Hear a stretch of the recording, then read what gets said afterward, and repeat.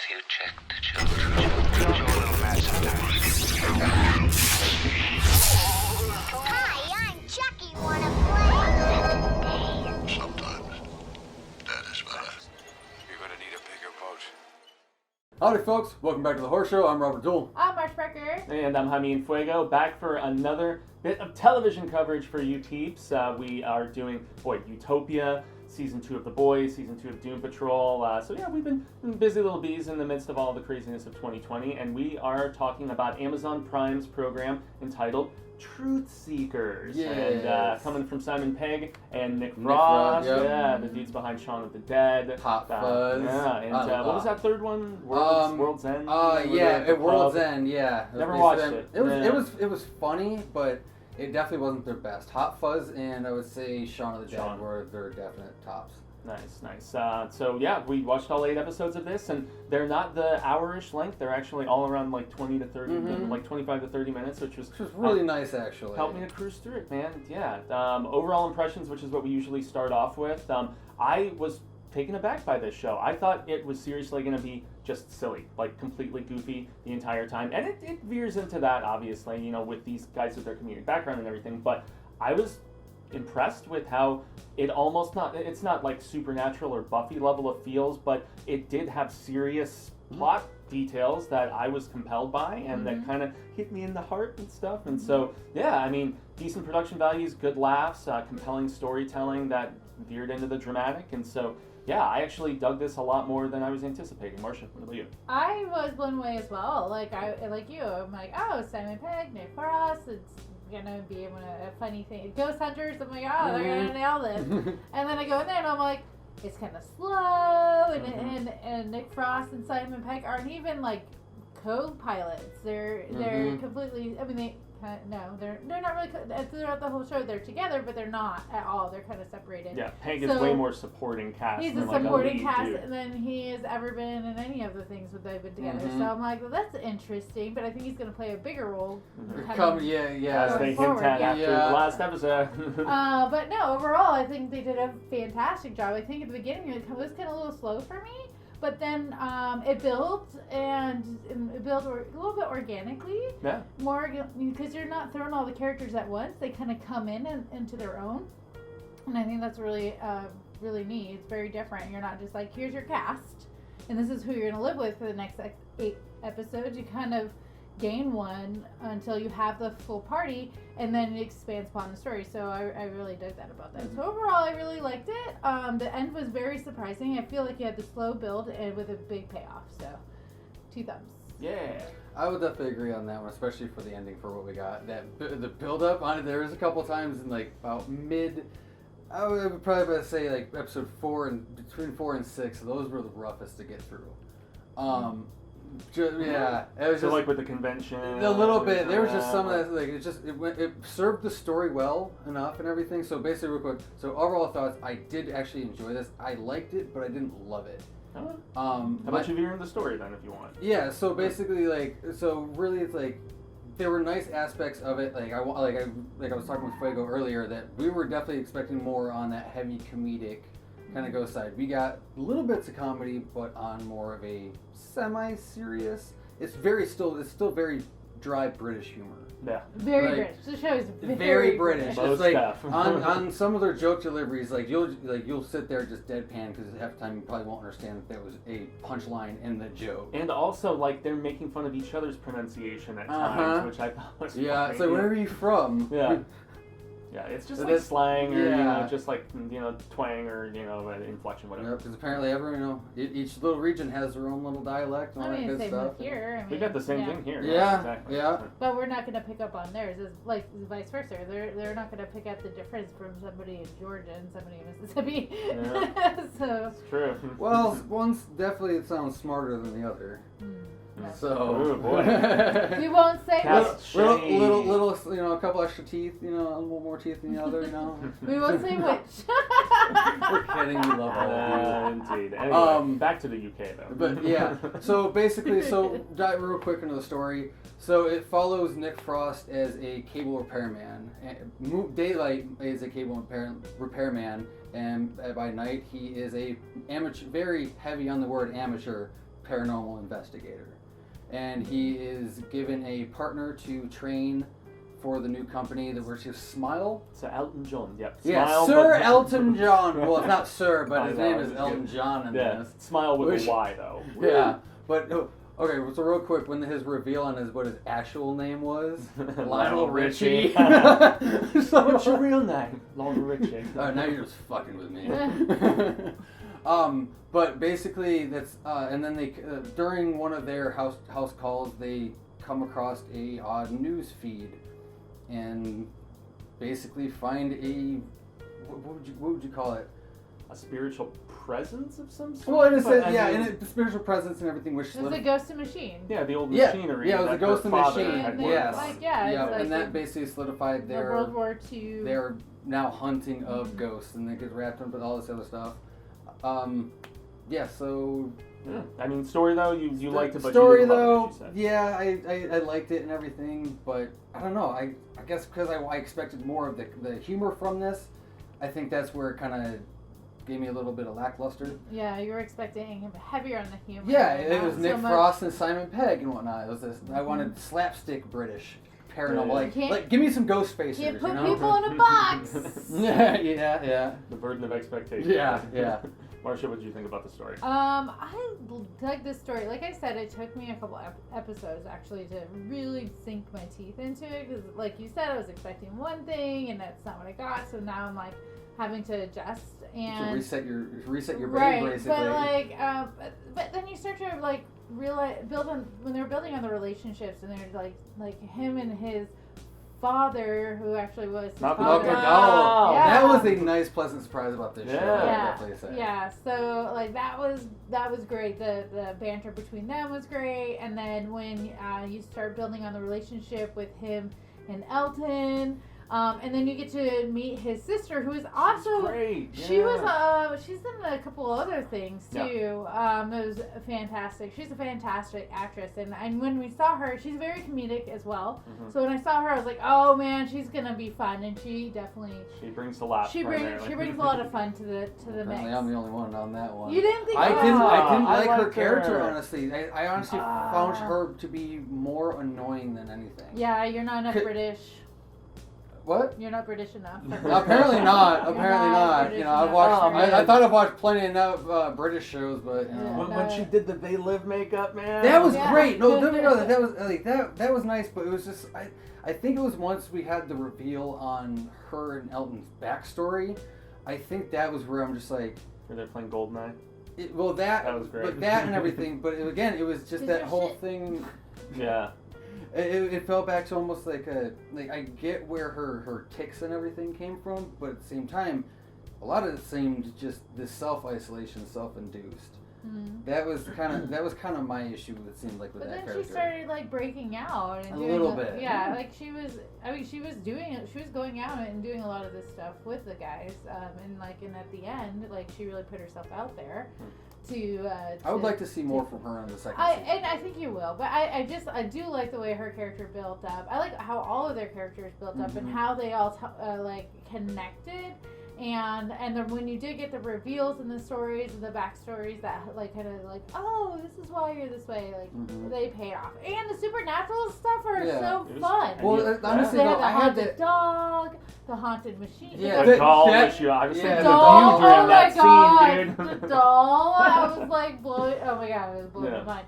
And then it got dark. It got so dark too. Yeah, it like it did. would get It really really did. light, and then it would get super dark at the Which end is why I of. made the supernatural comparison, Mhm. because that's a show that would get so goofy and then just veer back into super serious shit, and you're like, wow, okay. Yeah, and it's loss funny of 'cause, like, life and Yeah. just, like, actual every- stakes.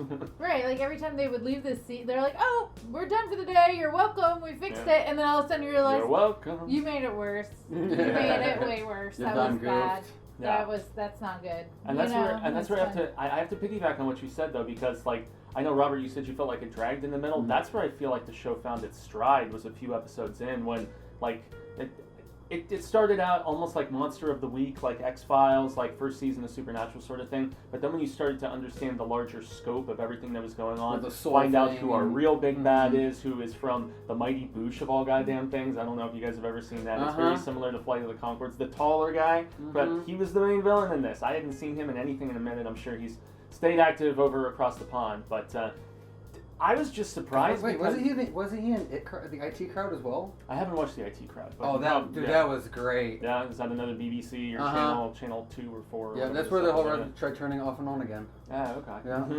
I really should watch that. Yeah. The IT Crowd was pretty hilarious. That was some very dry British humor at times. Yeah, we'll watch the original Office too, man. Oh, yeah. I mean, yeah. But this show really just like staked its claim in the first scene of the pilot episode that it was going to be more serious than I thought. You know, you're in this abandoned hospital, and you know, there's like a burned ghost of a mother and all this craziness, and I'm like, okay, this show isn't probably going to be what I expected it to be. But then it of course veers into, you know, Nick Frost, and he's this goofy IT guy fixing Wi-Fi and different stuff, and he gets paired up with another kind of bumbling dude.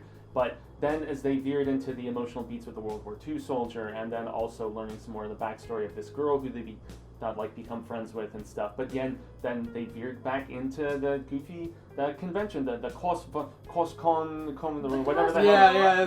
Costco. The Costco Costcon. Yeah, something like that. It was funny, man, and you know, everybody was written very well as far as once we got the full ensemble together, all of their interplay. I mean, Malcolm McDowell's the stepfather of Nick Frost's character, his friendship with Elton's sister, I thought was really cute. I love that. I love that pair. Their dynamic was great, man, and also just and the little pseudo romance with the girl and Elton, I thought was cute. I mean, and also Nick Frost's backstory of losing his wife, I found really just heartbreaking and compelling in that regard too. So, and that's a good segue into performances. Yeah, too. well, especially like the wraparound when you find out what actually happened with her and all the other shit. Before we go into performances, I want to say something you said, because I totally forgot about the very very first scene of the whole thing.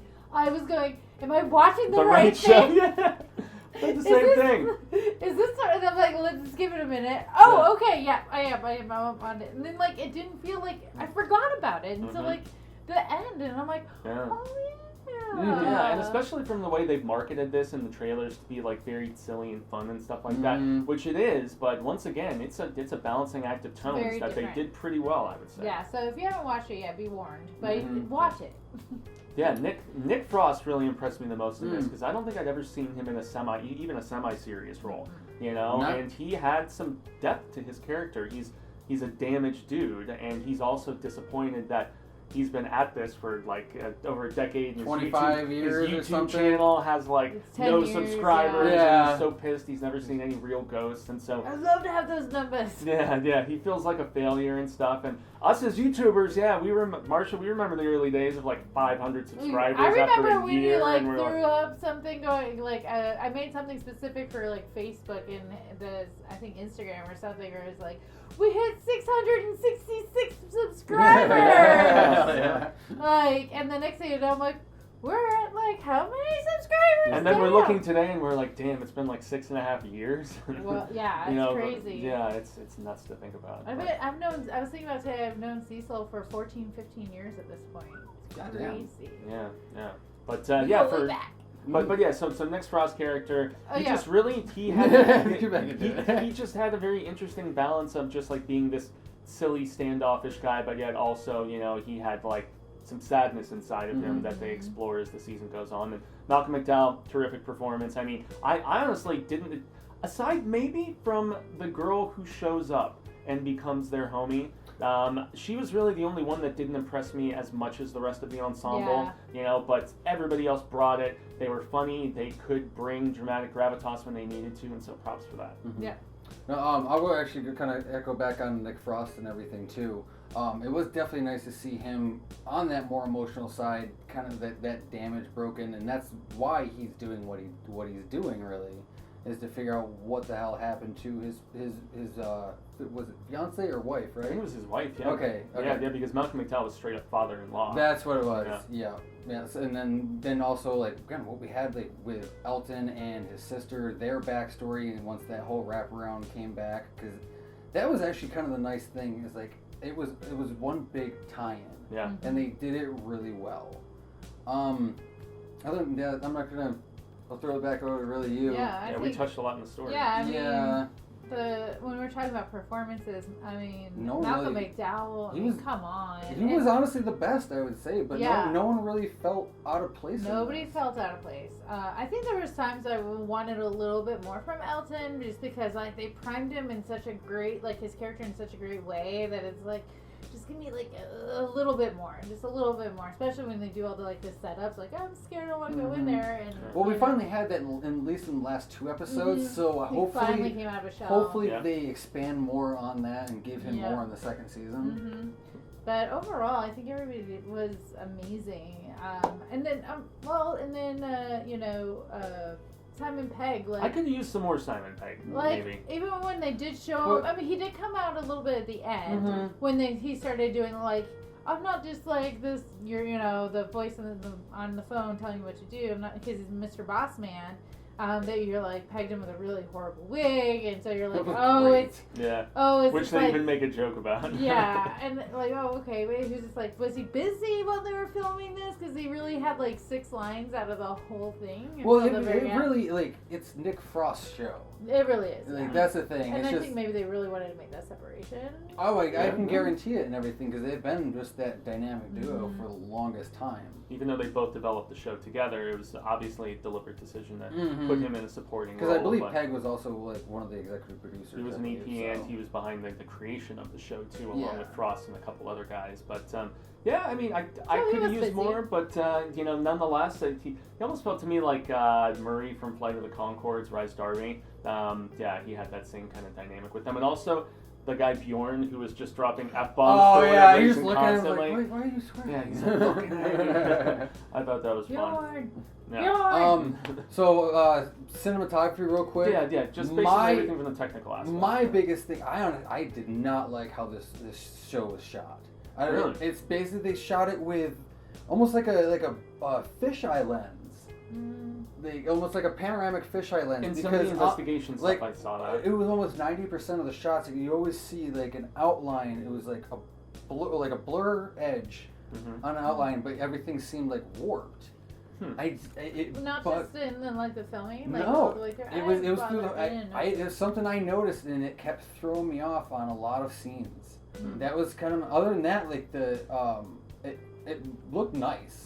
The graphics and everything what we had, it wasn't very CG heavy-handed. It was a little overly color corrected for my taste at times, but that's just part of the course with so much television and film at this particular point. So ridiculously Well, especially blue. on the interior shots, Mhm. like Yeah. the hospital stuff. Mhm. And yet the set design was cool for pretty much everything, whether they were investigating the old spot where they saw the doll that we talked about, or when they were trying to The do the ritual dog. inside the abandoned Mhm. hospital. Mhm. I love the ghost dog scene. That was crazy. Mhm. The old lady, like, oh, these That old was ladies. tough, all right. Like, yeah, that and was the end of the like- episode too. Oh, It's that on all actually- fours and That That actually is freaked me out. crazy. That actually freaked me out. I was not expecting That's that. what I'm saying. Like, you're like 90% of the episode, you're like, okay, you're just gonna cruise along, and you're like, it's kind of quirky, it's kind of like Mhm. whatever.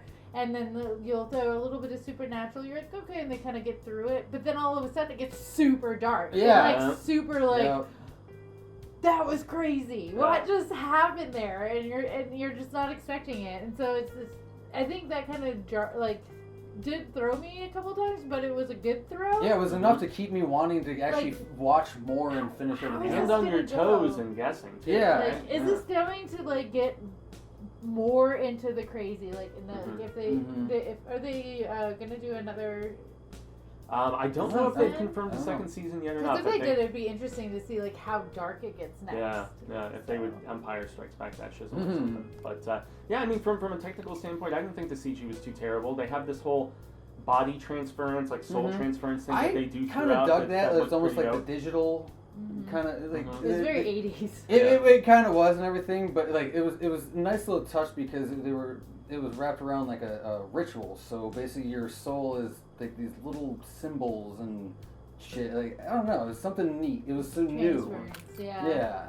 Almost Yeah. like a digital transference. Yeah. And that's why they did it that way, because it was digital transference. So. Yeah, and I also like the people's souls being stuck in the machines, like the World War II guy, like in that later episode where the two girls were like fighting inside of it, which was funny, and just this big piece of like old school circuitry and like the lighting being the talking back and forth. It was kind of reminded me of some of the stuff they did in the '80s a lot in these sort of films and TV series and stuff like that. So yeah, unless you guys have any thoughts, I think we've covered it pretty well. We didn't absolutely love it, but we were surprised with some of the things it did. I think general consensus. I think at the very end, I really enjoyed it. Same. I bet it did take me a little bit to get there. So I say don't give up give up on it. Watch all 8 episodes, and I think it's worth it. And they're short. They're short episodes. They are short. Yeah, they actually go. Yeah, they go pretty quickly. I and basically watched this in like I watched it within last 24 night. hours. I literally got it done in 4 hours last night. Yeah, I watched 3 yesterday, and I watched the other 5 today. So. Yeah. So it just adds to all the Quick cool little stuff weekend on and everything. Amazon Prime. Make a little date of it. Yeah, same reason, guys. So I guess that's going to be it. I extend the grande gracias from all of our crew here at the Horror Show. Thanks for tuning in, everybody. Yes, if you want to be supporters, we have our Patreon stuff in the link below, and also the like, share, subscribe stuff. Obviously, show that love and respect and stuff. So I guess until then, Frag fans, I've been Jaime Fuego. Robert Dole. Marcia Parker. And until next time, Stay scared.